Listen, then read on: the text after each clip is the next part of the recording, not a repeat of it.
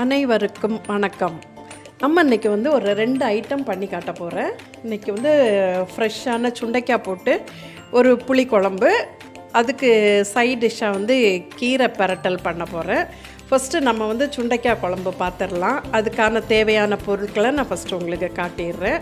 அதுக்கு முதல்ல தேவையானது நல்லெண்ணெயில் பண்ணால் நல்லாயிருக்கும். அதனால் நான் இன்றைக்கி அதுக்கு நல்லெண்ணெய், அதில் கடுகு போட்டு தாளித்ததுக்கப்புறம் பூண்டு, சின்ன வெங்காயம், அதுக்கப்புறம் புளி தண்ணி எடுத்து வச்சுருக்கேன். மெயினானது சுண்டைக்காய் ரெடி பண்ணி வச்சுருக்கிறேன். அதுக்கு சாம்பார் தூள் போடணும். சாம்பார் தூள், மஞ்சத்தூள், பெருங்காயத்தூள், கடைசியாக கொஞ்சம் நம்ம தேங்காய் பால் ஊற்ற போகிறோம். அடுத்தது நம்ம எப்படி செய்கிறதுன்னு நான் உங்களுக்கு அதை காட்டித்தரேன். ஃபஸ்ட்டு நான் ஸ்டவ் ஆன் பண்ணிவிட்டேன். வெசல் சூடானோடனே நான் நல்லெண்ணெய் ஊற்றிக்கிறேன். முதல்ல கொஞ்சம்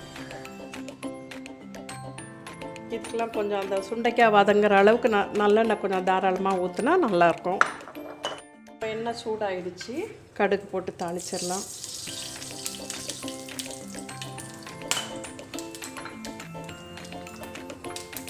கடுகு பிடிக்கும்போது கொஞ்சம் வெந்தயம் போட்டுக்கிறேன்.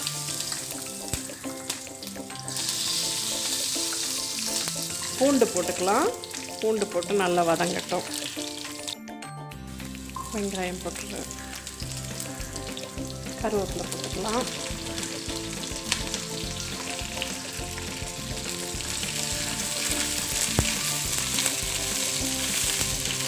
இதெல்லாம் நல்லா வதங்கணும்.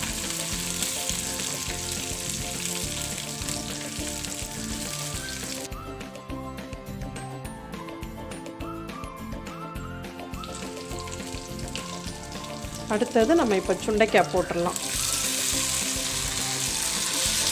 சுண்டைக்காய் அது க்ளீன் பண்ணி எப்படி வைக்கிறதுங்கிறதையும் நான் இப்போ அப்படி பண்ணிக்கிட்டே சொல்லிடுறேன். முழுசாக முதல்ல சுண்டைக்காவை நம்ம இது பண்ணி க்ளீன் பண்ணிக்கணும். நல்லா தண்ணியில் கொஞ்சம் நேரமாக ஊற போட்டு அதை க்ளீன் பண்ணிவிட்டு அதை நம்ம இடிக்கிற கல்லில் வச்சு கொஞ்சம் அப்படியே தட்டிக்கணும். 1-2 அப்படி தட்டிக்கணும். முழுசாக போடக்கூடாது எப்போவுமே சுண்டைக்காவை. அதை 1-2 நல்லா தட்டிட்டு திருப்பி அதை தண்ணியில் அலசணும். அலசும்போது அந்த தண்ணியே கொஞ்சம் கலரே மாறும். நம்ம அந்த மாதிரி தட்டி விட்டுட்டா திருப்பி சமையலுக்கு எடுக்கணும். முழுசாக போடக்கூடாது சுண்டைக்காவை. இது கொஞ்சம் நேரம் அந்த எண்ணெயில் அப்படியே நல்லா வதங்கட்டும். சுண்டைக்காய் வெந்துட்டுருக்கிற நேரத்துலேயே நம்ம கீரை பெரட்டலும் பண்ணிடலாம். இது இன்னும் கொஞ்சம் குக் ஆகணும். அதனால் நம்ம அதை மூடி வச்சிடலாம். நான் கீரையும் அந்த டைம்லேயே அது எப்படி பண்ணுறதுன்னு சொல்லிடுறேன். கொஞ்சமாக எண்ணெய் ஊற்றிக்கோங்க. கொஞ்சமாக கடுகு போட்டுக்கலாம்.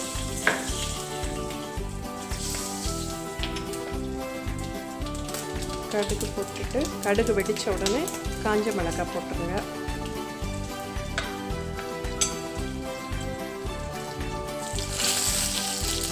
பூண்டு நிறைய நறுக்கி வச்சுட்டு அதை போட்டு வதக்கணும்.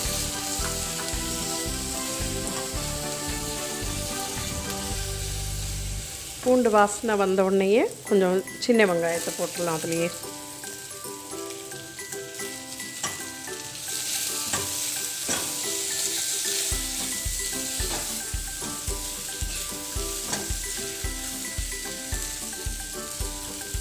லேசாக எண்ணெய் ஊற்றிக்கிறேன். லேசாக பாத்திரத்தில் பிடிக்குது.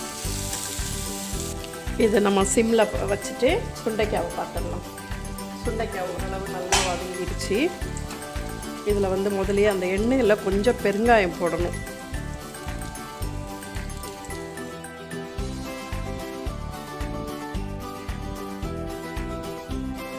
இது நல்ல சுண்டைக்காய் கொஞ்சம் வெந்துருச்சு. இதுக்கு நம்ம சாம்பார் பொடி தான் போட போகிறோம்.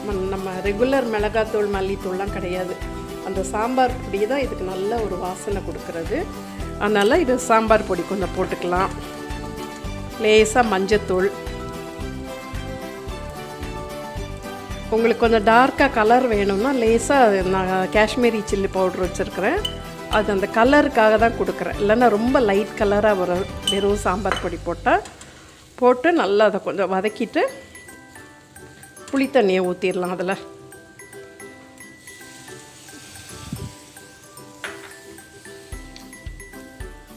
அந்த புளி தண்ணி மசாலாலாம் சேர்ந்து நல்லா கொஞ்சம் நேரம் கொதிக்கட்டும்.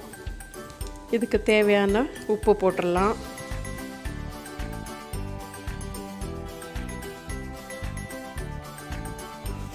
இது ஓரளவு வெங்காயம் பூண்டெல்லாம் வதங்கிருச்சு. இப்போ நம்ம கீரையை போட்டுடலாம். அதில் கீரையை நல்லா 2-3 தண்ணி விட்டு முதல்ல அலசி பொடியை அப்படி கட் பண்ணி வச்சுக்கோங்க. வச்சுட்டு அதை வெங்காயத்தோடு நம்ம போட்டு அதை பரட்டிடலாம்.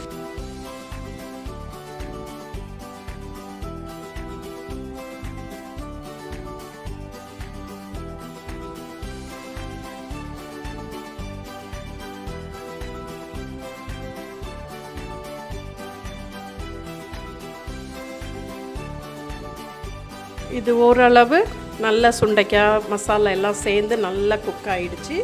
இப்போ வந்து நம்ம கடைசியாக இறக்குற நேரம் தேங்காய் பால் ரெடியாக எடுத்து வச்சுருக்கேன். அந்த தேங்காய் பாலை ஊற்றிடணும்.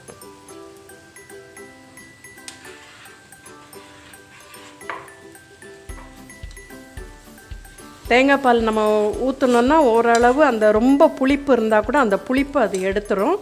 அந்த காரம் புளிப்பு எல்லாம் ஈவனாக நல்ல ஒரு டேஸ்ட்டு கொடுக்கும் அந்த திக்கான அந்த தேங்காய் பாலில் ஊற்றும்போது. கொஞ்சம் அதை ரொம்ப கொதிக்க விடாமல் நான் லேசாக அதை சிம் பண்ணி வச்சிட்றேன் அடுப்பை. நல்லா கரெக்டாக அழகாக திரண்டு வந்துருச்சு குழம்பு. சுண்டைக்காய் குழம்பு நம்ம சாப்பிட்றதுக்கு இப்போ ரெடி ஆகிடுச்சு. அடுத்தது கீரை எப்படி ஆகிட்டுருக்குன்னு நம்ம பார்க்கலாம். லேசாக தண்ணி தெளிச்சுக்கிறேன். ரொம்ப ட்ரையாக இருக்கிற மாதிரி இருக்குது. அது குக் ஆகிறதுக்கு லேசாக தண்ணி தெளிச்சுக்கலாம்.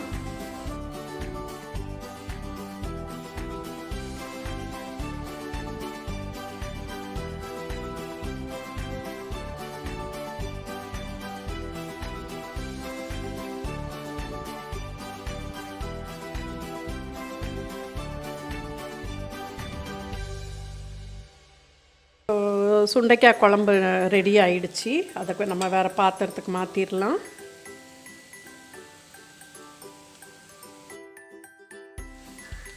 கீரை நல்லா வெந்துருச்சு. அதுக்கு தேவையான உப்பை போட்டுடலாம்.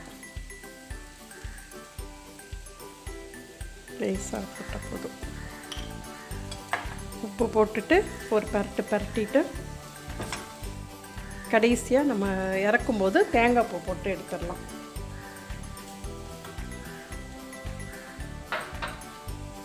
கீரையும் இப்போ நம்மளுக்கு ரெடி ஆகிடுச்சு. இதை நம்ம சர்வ் பண்ணுற பாத்திரத்தில் மாற்றி சாப்பிட்லாம். சுண்டைக்காய் புளிக்குழம்பும் கீரையும் இன்றைக்கி ரெடி எங்களுக்கு லஞ்சுக்கு. இன்றைக்கி ரொம்ப சிம்பிள் ரெசிபி தான். நீங்களும் செய்து பார்த்து என்ஜாய் பண்ணுங்கள். எப்படி இருந்தது, டேஸ்ட்டு சரியாக வந்ததான்னு சொல்லி கமெண்ட் பண்ணுங்கள். எல்லாம் பொறுமையாக இதை வாட்ச் பண்ணதுக்காக எல்லாருக்கும் தேங்க்ஸ் சொல்லிக்கிறேன். தேங்க்யூ.